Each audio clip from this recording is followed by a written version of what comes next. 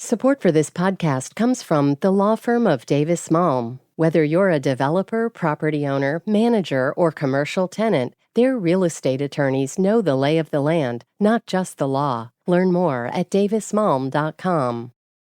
WBUR Podcasts, Boston.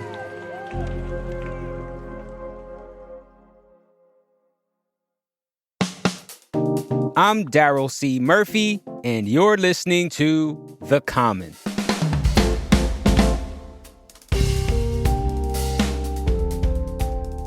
WBUR senior health and science reporter Gabrielle Emanuel. Welcome back. Hi, it's good to be here. So, Gabriella, it's been a while since we talked. Just to give a quick recap, in November, Governor Maura Healey announced that the state-run family shelter system was full and the state instituted a wait list. Following this announcement, lawmakers pushed Governor Healey to create overflow sites for families on the wait list who may not have other places to stay. Gabriella, you're here to fill us in on where things are now. So I want to start by asking you, what's the latest with these overflow sites? And just what is the state of the family shelter system more broadly? Yes. So as you said, when the waitlist first went into effect, there was no designated safe place for families to wait until a spot opened up.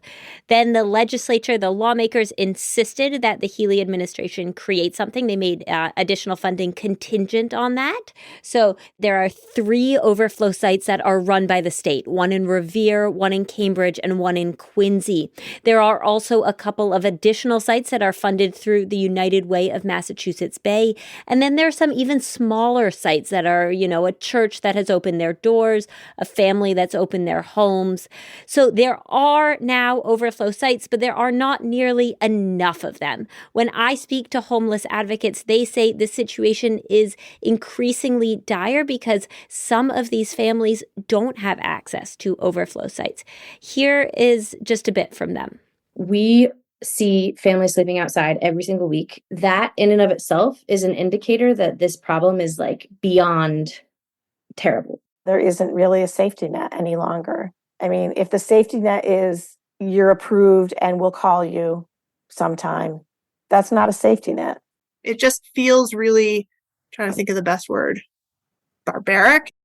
So that is Rachel Hand of the Family Promise North Shore Boston, Emily Herzig of Northeast Justice Center, and Catherine Addie Bell of the Central West Justice Centers. So they kind of put in pretty dramatic terms that things are not good. And this is a big break from the past because when you think about Massachusetts, for decades, it was the model of how to deal with family homelessness. We have this incredibly unique state law, the right to shelter. And we also had this incredibly unique state-run family shelter system. And now it is, according to these homeless advocates, really not a model for how to deal with things. Now, you mentioned the right to shelter law. Could you briefly explain what that is? Yeah, this is a law going back to the early 80s saying that we'll provide for families who are eligible. Homeless families will have shelter. And now over the years, the eligibility has changed, but we're the only state with a law like this. What happened this past year is that Governor Maura Healey declared the shelter system full with 7,500 families. And now we have this wait list, which has well over 550 families on it. Those overflow sites that I was speaking about earlier are to help deal with those 550 or, the number's going up every day, but those families. But all told, private and state, there are about space for 250 families. So not even half of the waitlisted families. So still some of those families who are waitlisted are left with nowhere to go. They, I guess they're out on the street or they're just having to fend for themselves in finding shelter. That's exactly right. So some are going to churches and community groups that have opened their doors. Many are doubling up with friends and relatives. Some are turning to unheated basements or returning to kind of abusive relationships. A dozen or more are staying at Logan Airport on many nights. Dozens of families, I should say. There's even one group that created a handout on how to safely sleep in your car in Massachusetts. I spoke with Emily Herzig, again, of the Northeast Justice Center. And she told me actually about a ripple effect of all of this. I'm in pretty close contact with social workers at a hospital in our service area. They are saying that even for newborn babies, which should be the first priority in the new waitlist system, they're being told, yeah, the family's eligible, but can you just keep them, hold them there for longer because they don't have a place for them. That's straining a small community hospital. It's kind of a crazy situation. The hospital didn't respond to my interview request, but a state spokesperson said state officials are in regular touch with hospital leadership, and hospital leadership hasn't flagged this as a concern, the fact that they are having newborns and their families stay longer than medically necessary. But it does speak to the fact that there is really, really limited shelter capacity, even for overflow shelter. Now, Gabriella, late last year, the state's family shelter system received $250 million to address this issue.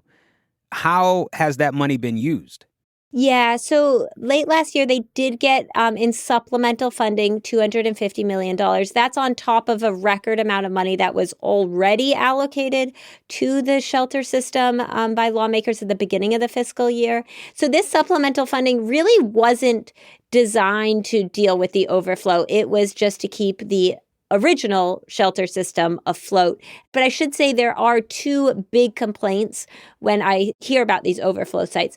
The first is that they are not evenly distributed across the state. The state-run overflow sites are really just in the Boston area, and there are a few private ones, but those are in north central Massachusetts, and that leaves whole swaths of the state without overflow shelter. That means that if there is someone, say, in western Massachusetts who is homeless, somehow gets a spot in an overflow site, which can be hard to get, then they have to travel several hours away from their community just to find a safe place to sleep. Catherine Addie Bell, again of Central West Justice Center, spoke about how that can be especially hard for kids.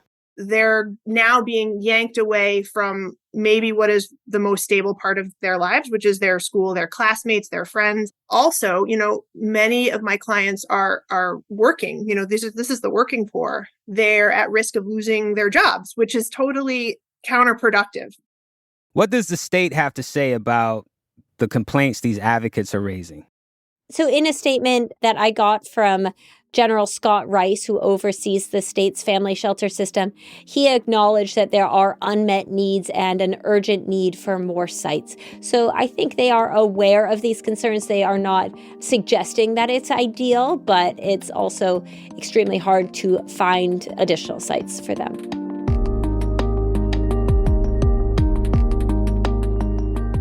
We're going to take a break, but we'll be right back.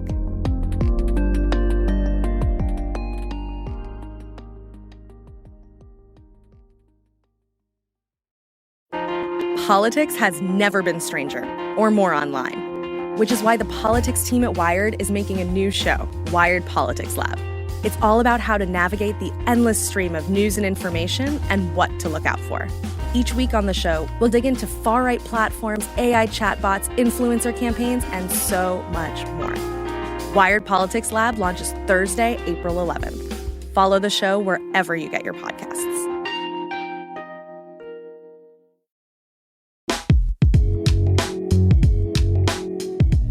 And we're back with more from Gabrielle Emanuel. So, Gabriella, as I understand it, a lot of the people in the state shelter system are from other countries. I'm talking migrants, refugees, asylum seekers. And I'm wondering if the current status of the state shelter system has been a deterrent for others from other countries who may be looking to come to the United States, more specifically Massachusetts. It's hard to pin down exactly what's driving people to go where. What we do know is we have heard that there is a decline in the number of new arrivals coming to Massachusetts. However, that usually happens when it's very cold weather. So it's possible that that's driven by this shelter situation. And I have spoken to nonprofits who say they are telling everyone they're working with here, tell your friends elsewhere not to come. So it could be that that message is getting out. It could also be kind of the natural ebb and flow of people moving to very cold places in the middle of winter. Mm-hmm. Just for context, just under half of the people in the family shelter system here in Massachusetts are newly arrived migrants, are refugees, are asylum seekers. So a lot of people in the system are longtime Massachusetts residents who are really feeling the crunch of a years-long housing crisis. The other piece, as you said, is this increase in new migrants coming here. But as of right now, that is not the majority of the people in the family shelter system. Understood. While we're talking about the migrant population, I understand that many people in the shelter system are waiting for authorization to work in the U.S., and that takes some time to acquire. Can you talk about this process as it relates to the current situation with the shelters? Are state officials helping to expedite where they can? Are federal officials offering support? Please, what's happening there? Yeah, this is an important piece of the puzzle. Many of the newly arrived migrants don't have work authorization, and that makes it particularly hard to leave shelter if you can't find a job and accumulate enough money for last month rent to pay your rent. The Healey administration has really taken this on, both by calling for the federal government to do more and by running in concert with the federal government these work authorization clinics where they kind of help you process everything. Everything is in one place and you can kind of really move through the process much more quickly. So they ran 2 of them, both of which were seen as successful. And now they're moving into the next phase where they're linking up people who do have their work permits with jobs in the Commonwealth. So the Healey administration has been very focused on that piece of it. I will say advocates and experts I speak to say this is a long-term strategy. This, in the short term, will not open up room in the shelter system in any big numbers. So, Gabriella, earlier in this conversation, we talked about funding for the state shelter system and how the legislature made additional funding contingent on Governor Healey opening up temporary shelter for those on the wait list. But we're seeing that there isn't enough overflow shelter space available as of now. Can we expect more funding to be allocated for overflow shelter sites? So what we do know is that every 2 weeks, the governor files a report to the lawmakers about the situation. Their estimates there are that the whole system will get near to $1 billion in the fiscal year. Some of that is overflow. Some of that is shelter. So far, that amount of money has not been allocated. So there will continue to be debates and questions to the lawmakers about whether there's more funding available, and then they will have questions in response about kind of what they want to see happen in the system. Got it. Well, this has been going on for the last several months, Gabriella. I'm curious to know what you're looking out for in the future.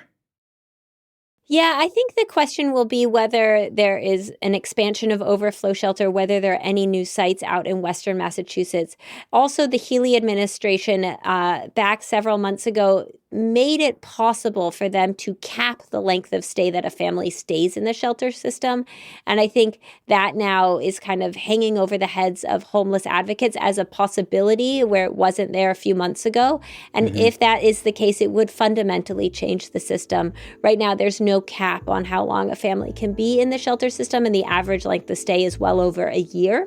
So if they do cap it, as we've seen in other parts of the country, New York being one example, that would be a big change. So we're watching to see if that comes to pass. Understood. Well, Gabriella, thank you so much for coming through to The Common and talking to us about this. We really, really appreciate this and all of your work. Thank you so much. Thank you. That's WBUR Senior Health and Science reporter Gabrielle Emanuel.